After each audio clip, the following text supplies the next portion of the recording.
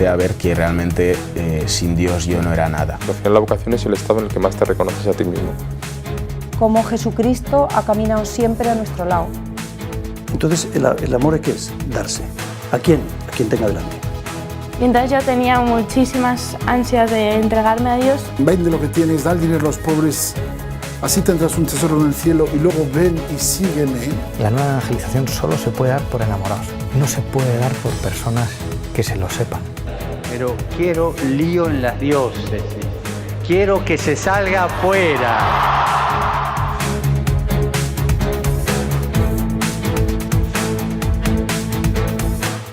Bueno, pues soy Fray Abel García y soy franciscano conventual, bueno, como el hábito que llevo, ¿verdad?, indica. Soy de un pueblo, nacido en un pueblo de Toledo que se llama Yepes y bueno, pues actualmente resido aquí en Madrid desde hace justo un año, en esta comunidad de franciscanos conventuales en el barrio de Batán. Me dedico principalmente en este momento de mi vida pues a tres cosas. Una es acompañar a los jóvenes que están en formación, jóvenes que quieren ser franciscanos o que ya han hecho sus primeros votos, en todo lo que es el proceso de discernimiento y también de formación en la vida franciscana, vida religiosa y el sacerdocio, algunos de ellos también. También me dedico a labores pastorales aquí en la parroquia, que tenemos al lado de la comunidad, soy vicario parroquial y también colaboro y apoyo en un colegio que tenemos muy cerca, al lado de esta comunidad, hay otra, y bueno, llevamos un colegio bastante grande y bueno, pues también me ocupo de lo que son pues todas las tareas pastorales junto con otros hermanos. Pues para definir a San Maximiliano, o al menos dar una primera pincelada sobre la vida de este hombre extraordinario, me gustaría tomar prestada una expresión que utilizó San Juan Pablo II, como él mismo polaco, ¿verdad?, de origen. Dijo San Juan Pablo II que San Maximiliano, el padre Kolbe, San Maximiliano Kolbe, era el patrón de nuestros difíciles tiempos, así lo definió. San Maximiliano Kolbe es un hombre que de alguna manera muestra esta gran, digamos, bueno, pues este gran contraste, ¿verdad?, que vivió nuestra Europa, por un lado, aquella época oscura de la Segunda Guerra Mundial, los campos de concentración, donde él muere, concretamente en Auschwitz, y a la vez también como en medio de toda esta oscuridad y este horror, realmente, bueno, pues hubo personas como él que supieron dar la vida y en un gesto de caridad suprema. Por lo tanto, el Papa San Juan Pablo II lo definió así, el santo de nuestros difíciles tiempos. Pero, como decía, al final su vida, el colofón, no es ni más ni menos que la meta hacia la que ya desde muy niño iba caminando, que era la de entregar su vida. Hay episodios preciosos, sobre todo en sus orígenes, en su infancia. Por ejemplo, aquel en el que San Maximiliano Kolbe, después de haber sido reñido por su madre, sale corriendo de casa, se dirige a la iglesia y tuvo aquel encuentro que marcó su vida. Él nunca lo contó, eso es verdad, sino que fue su madre la que años después contó que el niño, al ir a la iglesia, había tenido una aparición de la Virgen, donde la Virgen le había mostrado dos coronas, la corona roja y la corona blanca. Y le pidió la Virgen que eligiera una de las dos. Y el joven Raimundo, que así se llamaba, Maximiliano es un nombre de profesión religiosa, eligió las dos. Como preludio de lo que sería su vida consagrada, la corona blanca, la pureza de vida, y la roja, el martirio. No sabemos exactamente lo que pudo marcar, porque él nunca nos cuenta lo que ese episodio, la aparición de la Virgen y el mostrarle aquellas dos coronas, bueno, pues tuvo, digamos, en su vida, qué repercusión tuvo, pero podemos imaginarnos que fue muy grande. Es verdad también que en su casa, la casa de San Maximiliano Kolbe, junto con sus padres y con sus hermanos, se vivía una profunda piedad cristiana, católica, y por lo tanto el amor a la Virgen, además siendo polacos, la Virgen de Czestochowa estaba muy presente en su vida. Por lo tanto, ya en el seno de su familia, él aprendió a amar a la Virgen. Posiblemente este episodio, siendo muy niño, 8 o 9 años, también marcó, fue como un empujón, y a partir de ahí poco a poco se fue desarrollando en él este amor hasta el punto de que le conocen como el loco de la Inmaculada, el loco de la Virgen. Por lo tanto, un amor enorme, un amor sin límites. Su vocación nace en el contexto de una misión popular. Un grupo de franciscanos, de la Orden Franciscanos Conventuales, que estaban en la zona de Austria, porque entonces Polonia estaba repartida entre las grandes potencias, habían sido suprimidas las órdenes religiosas, y un grupo de frailes de la zona austríaca, bueno, pues predicó una misión popular en un pueblo muy cercano al suyo. Y él quedó profundamente impresionado, impactado con la sencillez de vida, con la fuerza con la que estos frailes predicaban, ¿no? Predicaban lógicamente el Evangelio, pero también el amor a la Virgen, que ha sido siempre, a lo largo de 800 años de historia, una de los emblemas o de los signos característicos de la orden franciscana. Y él quedó, ya digo, profundamente impresionado. No solamente él, también otro hermano suyo, que luego le seguirá en la vida religiosa, y otro más que también le seguirá, aunque luego este se descolgará y bueno, acabará en el ejército. Por lo tanto, ahí fue donde conoció él a los franciscanos y con el consentimiento de sus padres entró en el seminario de Leópolis. Hay un episodio muy bonito, sobre todo de esta etapa, y es el siguiente. San Maximiliano, como os decía, estaba viviendo junto con todo su pueblo polaco pues este tremendo drama de la división de su país y por lo tanto sufría viendo lo que estaban haciendo con su pueblo. Y junto con su hermano, el que le había seguido, decidió abandonar el seminario antes de dar el paso al noviciado y de hacer los primeros votos. Esto es un episodio que él mismo cuenta y además lo narra de manera providencial. Él dice que ya había tomado la decisión junto con su hermano de abandonar el seminario, aunque la vida religiosa había sido desde los comienzos de su entrada en el seminario para él algo muy importante y lógicamente había ido descubriendo que seguramente este era el camino por el que el Señor también le llamaba. Pero es verdad que la defensa de su nación y de su pueblo para un polaco, como es lógico, en este caso para el joven Raimundo, Maximiliano, pues era algo tremendamente importante y por lo tanto decide con su hermano dejar el seminario. Y justo llega su madre y en ese mismo momento les anuncia a los dos hermanos que estaban allí que iba a entrar el tercero también en el seminario y estaba pues loca de contenta, como se suele decir. Y por lo tanto este signo, ¿verdad?, de la llegada de la madre justo en el momento en el que San Maximiliano y su otro hermano ya habían decidido marcharse, pues lo leyeron en clave providencial, diciendo, bueno, nos tenemos que quedar, ¿no? Y por lo tanto se quedaron.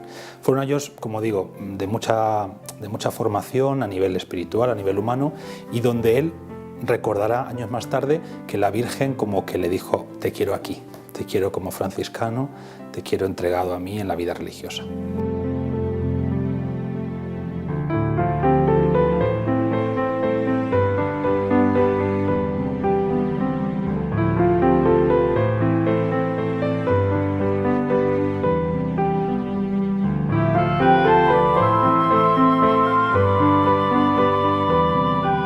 Las obras apostólicas de San Maximiliano son principalmente tres.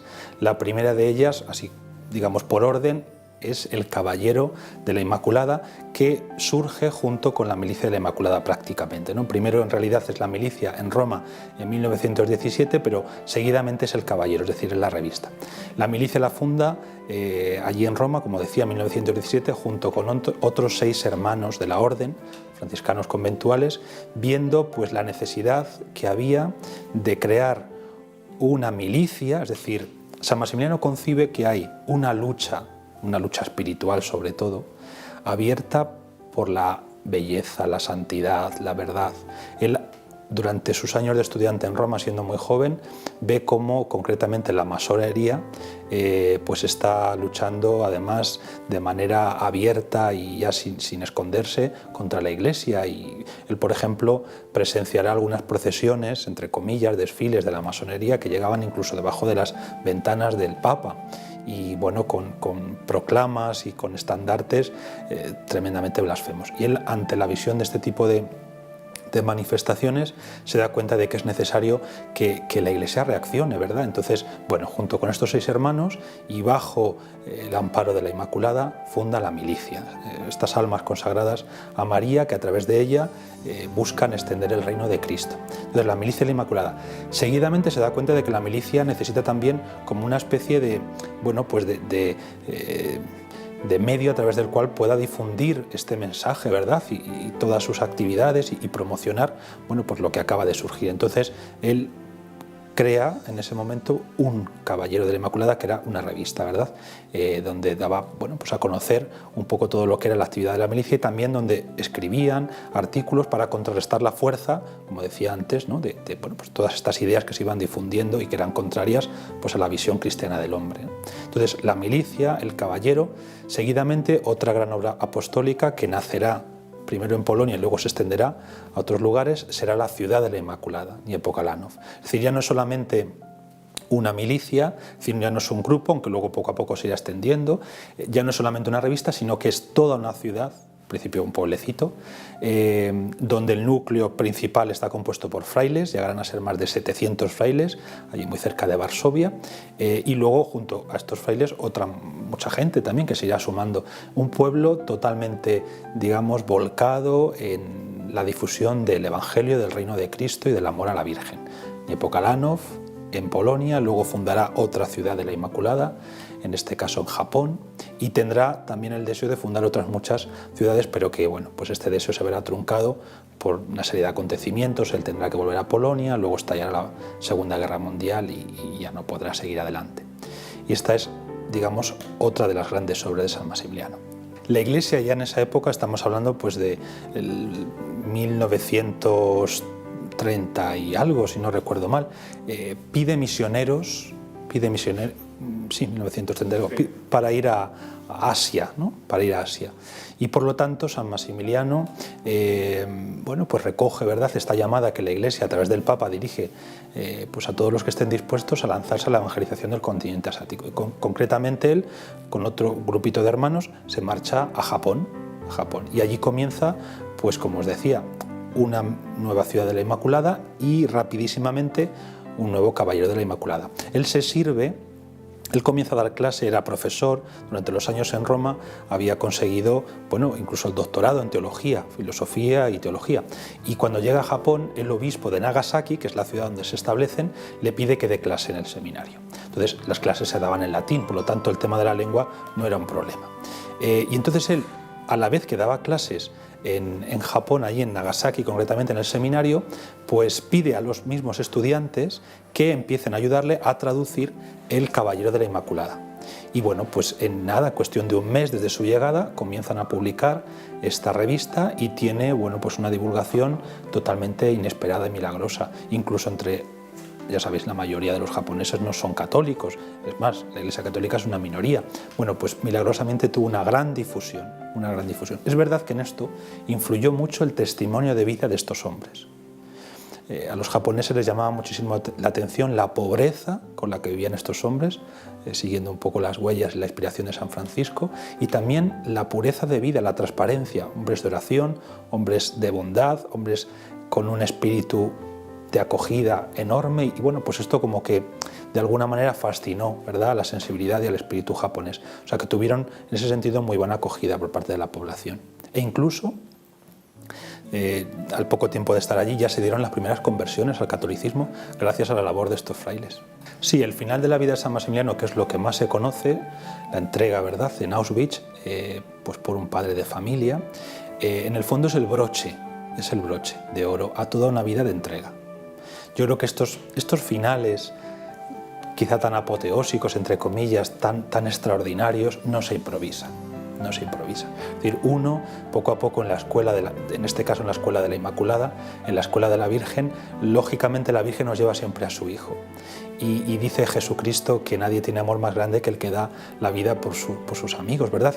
San Maximiliano Kolbe tenía un corazón enorme y lleno de amor a Cristo, y por lo tanto el broche final, esa entrega, ¿verdad?, en Auschwitz, el martirio, el dar el testimonio supremo, no puede ser otro que el de dar la vida por amor. Por lo tanto, este es el broche, pero es verdad que el broche como que de alguna manera sella toda, como decía, una vida de entrega sin límites en manos de la Inmaculada. Yo destacaría tres aspectos de San Maximiliano. Como no puede ser menos, el primero es su amor a la Virgen. Él destacará siempre en sus escritos y en su propia experiencia que hay una escuela, que es la escuela de María, donde cuando uno entra y se deja guiar por María, en este caso la Inmaculada, que es de alguna manera la imagen de lo que la gracia de Dios puede hacer en un alma cuando se deja transformar, tú te pones a la escuela de la Virgen María y ella hace de ti y a través de ti cosas que tú ni siquiera habías imaginado. Es lo que él llama los milagros de amor. Es decir, María, cuando encuentra un alma que le es dócil y que le pide guíame madre, ella hace auténticos milagros de amor. En lo pequeño de cada día y quizá también en lo grande. Él vivió en gran medida lo pequeño y también tuvo momentos en los que, bueno, pudo también presenciar milagros grandes como la fundación de estas ciudades, etc. Por lo tanto, creo que el primer elemento podría ser este, el del amor a la Virgen y el dejarse guiar por ella. Es la frase que más repite San Maximiliano: déjate guiar por ella, déjate guiar por la Inmaculada. En segundo lugar, San Maximiliano creo que es un apóstol de los pies a la cabeza. No quisiera compararlo con San Pablo, pero desde luego está ahí, en esa misma línea de los grandes apóstoles, a los que no se les ha resistido nada. San Maximiliano anunció a Cristo y fue un apóstol totalmente entregado a la misión de la Iglesia en cualquier lugar donde se encontró, no solo en los lugares donde nosotros más o menos pensamos que desarrolló su vida, en la ciudad de la Inmaculada, en Japón, etc. Hasta incluso cuando estuvo en el sanatorio en Zapokane, allí en Polonia, enfermo, porque contrajo la tuberculosis, él no estuvo parado ni un momento con los mismos enfermos, con los médicos, con el personal del hospital. Hizo una labor apostólica impresionante. Muchos de ellos no eran creyentes y creó círculos pues para entrar en diálogo con los no creyentes, en este caso, el personal del hospital y otros enfermos, con muchos frutos apostólicos. También hubo conversiones allí en el hospital. O sea que fue un apóstol 24 horas al día. O sea, es decir, en este sentido yo creo que también para nosotros es un ejemplo precioso y que además es verdad que él estaba dotado de grandes cualidades humanas, esto hay que decirlo, y era un hombre realmente extraordinario, pero él siempre dirá que la eficacia de su apostolado estaba en manos de la Virgen, en manos de la Virgen. En tercer lugar, los medios de comunicación. San Maximiliano Kolbe fue un hombre que supo descubrir los medios que estaban en ese momento de en su época, ¿verdad?, naciendo y extendiéndose y desarrollándose, y supo descubrir que ahí había también una oportunidad preciosa para la Iglesia y para los cristianos de hacer llegar el Evangelio hasta los confines de la tierra, como nos pide el Señor, ¿verdad?, en el mismo Evangelio. Y por lo tanto yo creo que para nosotros, hoy en día, donde está, pues tan en boga todo el desarrollo de las redes sociales, Internet, los medios de comunicación en general, etcétera, pues la presencia de la Iglesia, una presencia necesaria y que puede ser realmente eficaz en el anuncio del Evangelio. Yo creo que San Maximiliano, en este sentido, fue pionero de la presencia de la Iglesia en los medios de comunicación.